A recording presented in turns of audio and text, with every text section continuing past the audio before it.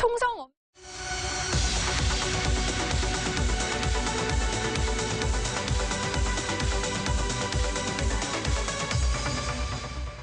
시청자 여러분 안녕하십니까? 경북 동해안은 오늘 폭염주의보가 이어지는 가운데 포항의 낮 기온이 35도까지 올라 무더웠습니다. 밤사이 5mm 미만의 비가 내리면서 더위는 점차 물러가겠고 내일은 낮 최고 기온은 30도에서 32도로 예상됩니다. 동해상의 파고는 최고 3m까지 일겠고 주말에는 맑은 날씨를 보이겠습니다. 경상북도는 닭에서 DDT가 검출된 2개 농장의 모든 닭과 계란을 선제적 조치로 모두 폐기하겠다고 밝혔습니다.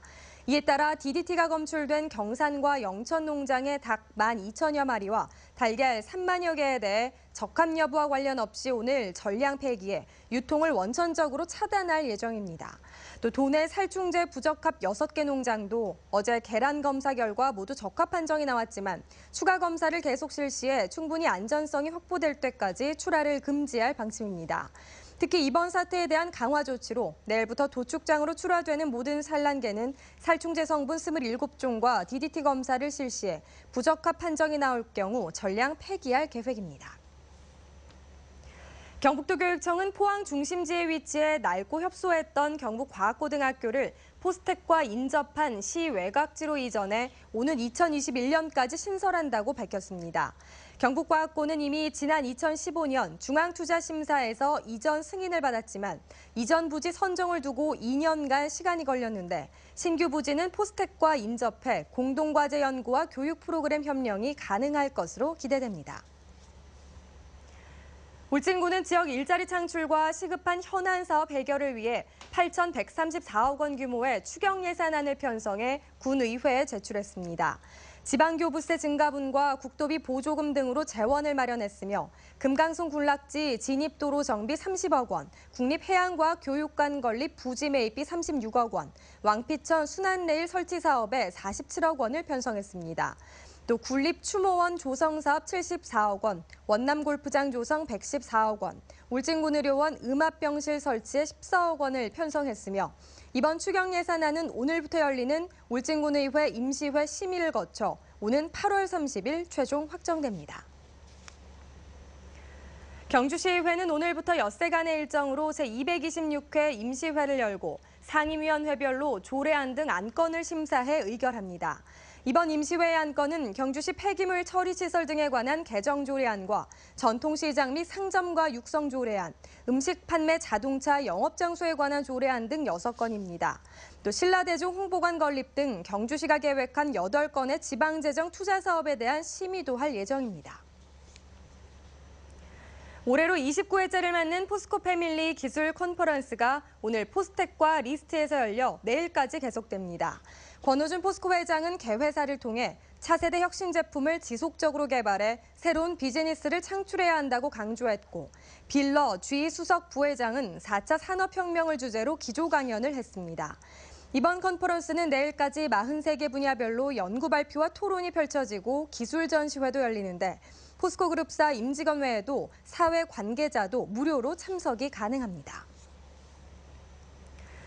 관세청이 천연가스 수입 가격을 국제 시세보다 낮게 신고했다는 이유로 포스코에 대해 1,700억 원이 넘는 부가가치세를 추징하려 하자 포스코가 이의를 제기하기로 했습니다.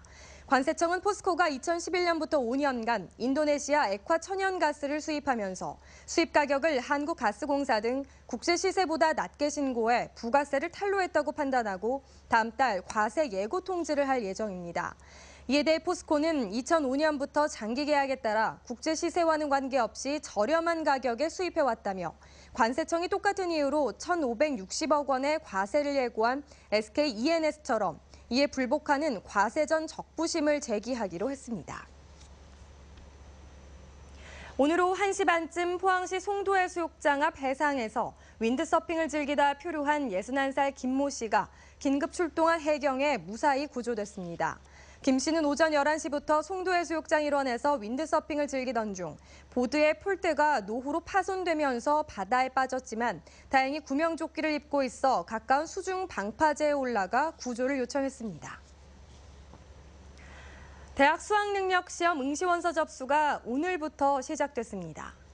원서 접수 기간은 다음 달 8일까지이며 수험생은 응시원서를 접수했더라도 접수 기간 중에는 시험 영역과 과목 등을 바꾸거나 응시원서 접수를 취소할 수 있습니다. 고교 재학 중인 졸업 예정자는 다니는 학교에서, 졸업자는 출신 학교에서 원서를 접수하며 출신 고등학교와 현 주소지가 다른 졸업자, 검정고시 합격자, 기타 학력 인정자는 주소지 관할 시험지구 교육청에서 접수가 가능합니다.